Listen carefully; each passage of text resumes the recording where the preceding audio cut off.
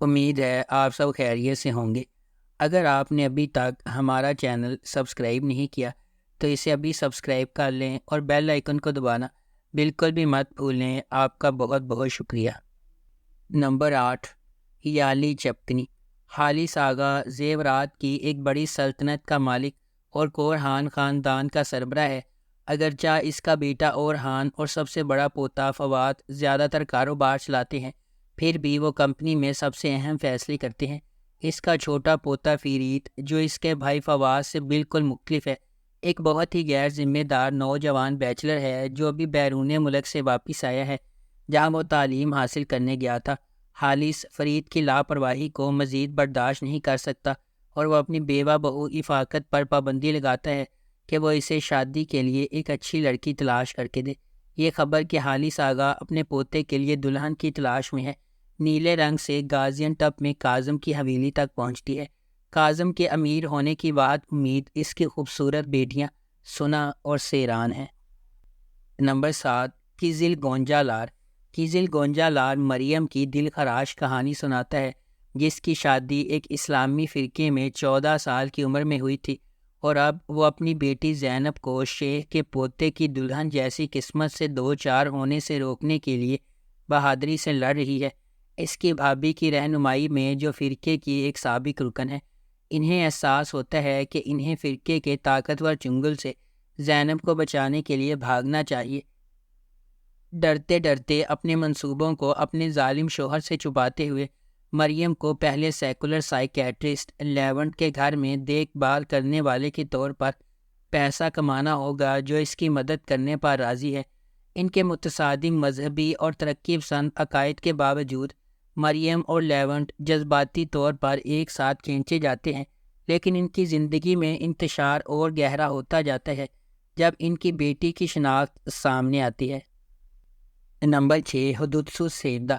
حدوثو سیودہ خلیل ابراہیم کارسو کی کہانی ہے، جو اپنی پیدائش کے وقت بحیرہ اسود کے گاؤں میں واپس آتا ہے۔ خلیل کو اس وقت فرار ہونے پر مجبور کیا گیا جب وہ صرف 5 سال کا تھا، جب اس کے والد کے مقامی کرائم بوس رضوان لیٹو نے قتل کر دیا تھا۔ 20 سال بعد خلیل اپنی بچپن کی محبت یاسمین سے شادی کرنے گھر واپس آیا ہے، لیکن جب رضوان کا بیٹا یاسمین کو قتل کرتا ہے تو اس کا مشن بالکل نئی سمت اختیار کرتا ہے۔ خلیل رضوان لیٹو کو تباہ کرنے کے واحد مقصد کے ساتھ ایک آدمی کی فوج بن جاتا ہے۔ خلیل کو کچھ غیر متوقع حلیف ملتے ہیں جب وہ رضوان کی مجرمانہ کارروائیوں کے ذریعے کام کرتا ہے، بشمول رضوان کی بیٹی زینب۔ Number 5، candy دوسان آلاماس۔ جس دن علیزے کی پیدائش ہوئی، اس کی ماں کا انتقال ہو گیا۔ علیزے کو احساس جرم ہے، حالانکہ اس کے والد نور الدین اسے پریشان نہ کرنے کے لیے بلند آواز میں اس کا اظہار نہیں کر سکتے۔ اس میں نور الدین نے اسے خوش رکھنے کے لیے کیے گئے سمجھوتوں کا اضافہ کیا۔ نتیجہ ایک جارحانہ خودغرض کردار ہے جو بنیادی طور پر اپنے آپ سے متصادم ہے، تاہم وہ ایک بریکنگ پوائنٹ پر پہنچ جاتا ہے، تقریباً ایک ویک اپ کال، جب اس کی بیٹی ایک مکینک کی کار کو نقصان پہنچانے والے ہٹ اینڈ رن میں ملوث ہوتی ہے۔ اس سے پہلے کہ بہت دیر ہو جائے، وہ اپنی بیٹی کو وہ چیزیں سکھانے کا فیصلہ کرتا ہے جو وہ اسے چھوٹی عمر میں سکھانے سے قاصر تھا۔ اس کا پہلا مقصد علیزے کو دوسروں کے فیصلوں اور خواہشات کا احترام کرنا سکھانا ہے۔ اس وجہ سے وہ سینم کو پرپوز کرتا ہے، جسے وہ برسوں سے پیار کرتا تھا لیکن شادی کی طرف قدم نہیں اٹھا سکتا تھا تاکہ علیزے پریشان نہ ہو۔ نمبر 4، کان چیچک لیری۔ کان چیچک لیری دیلان اور باران کی چلتی پھرتی کہانی اور شادی کے بارے میں بتاتا ہے، جس پر وہ اپنے ارد گرد کے لوگوں کی دشمنی کے باوجود خونی جھگڑے کو ختم کرنے پر مجبور ہوتے ہیں، ایک ایسے جذبے کو بڑھاتے ہیں جو یا تو محبت میں پھوٹ پڑے گا یا تباہی لائے گا۔ باران کو اپنے بھائی کو بچانے کے لیے اپنی دشمنی سے نفرت کو ایک طرف رکھنا چاہیے اور اس حملے کے لیے جو اس کی ماں کو ہلاک کر دیا گیا تھا، اس جرم پر قابو پانا چاہیے، کیونکہ وہ بدلہ لینے والے خاندان میں امن قائم کرنے کی کوشش کر رہا ہے۔ تقدیر اس وقت فون کرتی ہے جب باران کے چچا نے انکشاف کیا کہ اس نے اپنے والدین پر حملہ کرنے والوں کو سراغ لگا لیا ہے، لیکن اس کے چچا ایک خوفناک راز چھپاتے ہیں۔ وہ ایک چال بچھا رہا ہے اور در حقیقت اس حملے کے پیچھے وہ شخص ہے۔ اس امید میں کہ اگر باران بدلہ لے اور جیل چلا جائے تو وہ خاندان کی قسمت پر ہاتھ ڈال سکتا ہے۔ نمبر 3، گیلسن حیات بالدگی گبی۔ زیادہ تر وقت زندگی آتی ہے جیسا کہ آپ جانتے ہیں، یہ انقرہ کے ناقابل تسخیر بدمعاش سادی پایسل کے لیے بھی ہے۔ سادی پایسل کا ماضی کارابائر ہائی اسکول میں اس کی پیروی کرے گا، جہاں وہ اپنے گندے ماضی کو پیچھے چھوڑ کر ایک جغرافیہ کے استاد کے طور پر مقرر ہوا تھا۔ ان بچوں میں سے ایک جو ریفارمیٹری سے کارابائر ہائی اسکول میں آتی ہیں، سادی کے لیے بہت خاص معنی رکھتا ہے، لیکن دونوں اس سے بے خبر ہیں۔